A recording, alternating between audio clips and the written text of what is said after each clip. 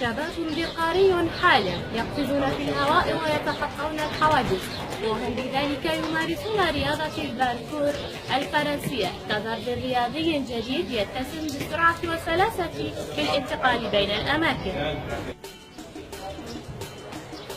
متنفس رياضي جديد يمارسه الشباب بحرية، وهو أشبه بتجمع محلي للاستجمام وقضاء الوقت، فالباركور عندهم أكثر من مجرد لعبة رياضية. الباركور أصل اللعبة الفرنسي.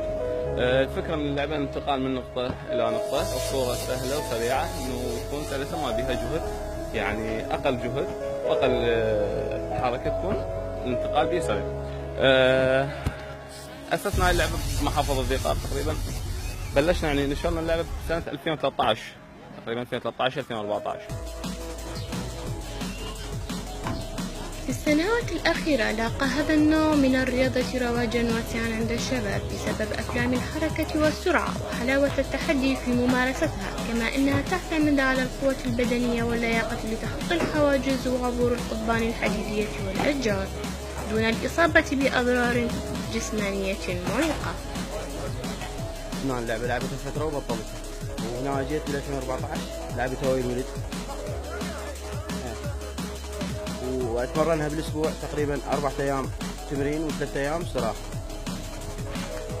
وشوي والله طولت، يلا يعني تعلمت، يلا صارت عندي امكانية باللعبة هاي تقريبا 5 اشهر 6 اشهر، واجهت اصابات يعني قعدت بالبيت.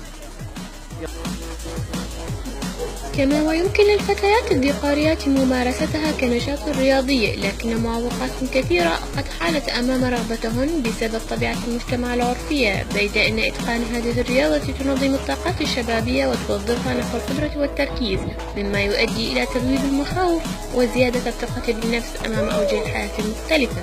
لنيوز روم التعليمية، صابرين مهدي، الناصري.